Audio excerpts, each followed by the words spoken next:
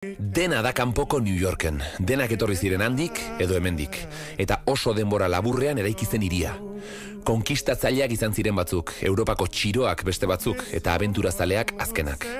Esan didatenez, horietako bat dugu Guillermo Zubiaga, abenturazale amorratua. Askatasunen estatua ikusten da hemendik, argi eta garbi. Bai. Uste duzu Amerikarrak aske direla, aske sentitzen direla? Zer egiteko? Ezer egiteko. Ezer egiteko? Esan zitzen nago, baina eri ez dakit nola adierazi. Funtsezko gauzak egiteko ez dituzu aukera gehiagorik. Adibidez, politika arloan, adibidez, uste duzu libre esan dela erakukitzeko nork gidatuko duen herria, baina niretzat guztiak dira gauza bera. Nor da libre edo azken finean gaur egun. Niretzat, txantxetan askotan esaten ditu galako gauzak, baina esaten dut nire kumeak unibertsitatetik at daudenean, etorkizunean, nire prest nagoela off the grid bizitza hartzeko. Off the grid? Ezagutzen off the grid da, zure kasaz bizitza baso batean edo irla basati batean, bai, guztiz. Bai, interneta gabe, telebista gabe, ezer gabe. Ez du nik ikusten denan ura, honek bai ematen dira niri askatasun sensazioa, bai ikusten dudanean. Azken finen gure planeta lurra dauko izena, baina izen izan behar leke itxasoa. Itxaso gehiago dagoelako. Aproposagoa dirudiz, da? Hiru laurdenak itxasoak dira.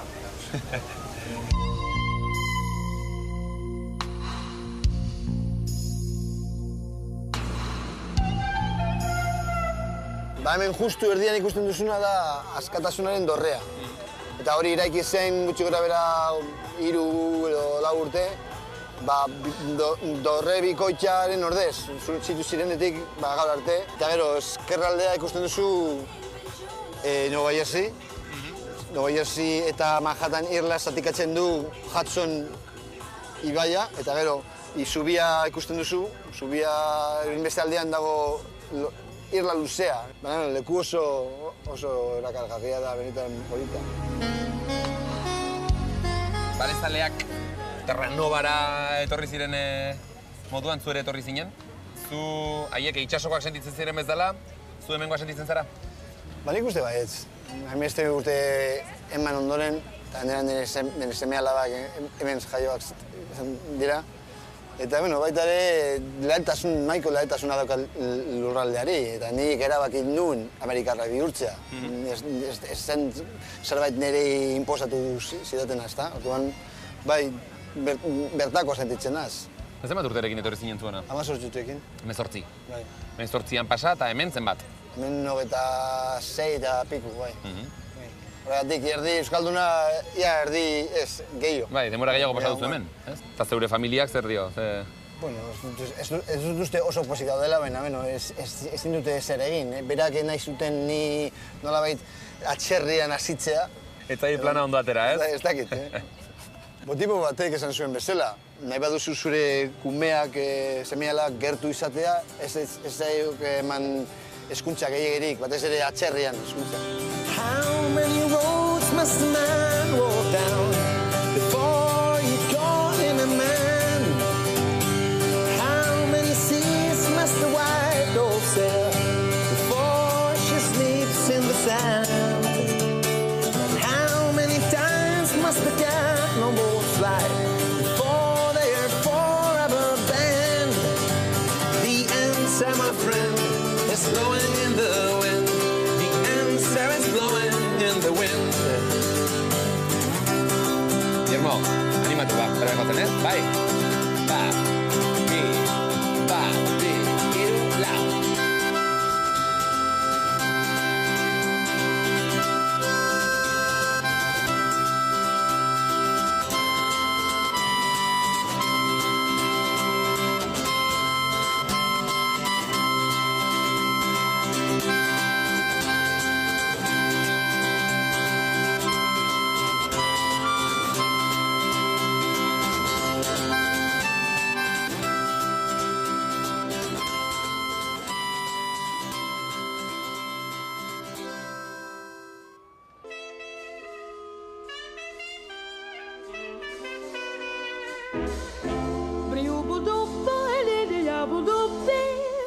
Guillermoren marrazkiek mugak zeharkatu dituzte Atlantikoaren bi aldeetara.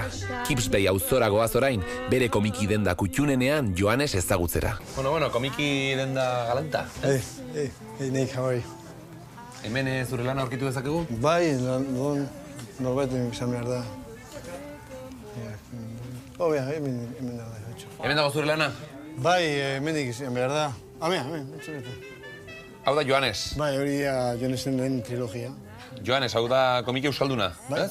Bueno, ingelesez argaita Ingeleraz da. baina edabide batxoen aburuz, Ameriketan egindako lehen euskal komikia. Bai? Karo orte, bakarra bintzat. Historien oinarritutako idea bat da, baina izatez fikzio historia bat da. Beste herrialde batzuetan dituen baliokideak, adibidez, estatu batuetan kaboia, Japonien samuraiak, eta Eskandinaviako herrialdeetan bikingoak. Gauza guztia gaia antzekoa dira, azken finean western antzekoa. Euskal Herrian balezaleak. Bai, nik uste gure westerna ura dela. Ez dut, nolatan sartu zinen zu marrazkilaritzaren mundu hontan? Ni unibertsitatean nengoelarik marrazki bizitunak egiten zituen estudio batean hasi nintzen lan egiten, eta urte bat ondoren nire burua pertsonalki eta profesionalki hasitzeko, hirira etortzea erabaki nuen.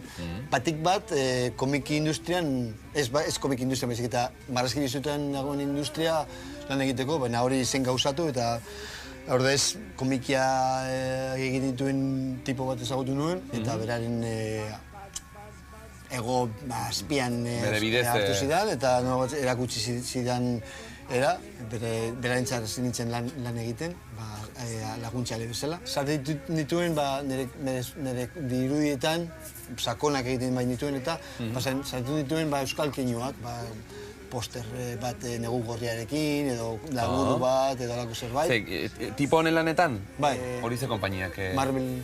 Marvel, ez? Oso potentea da hori.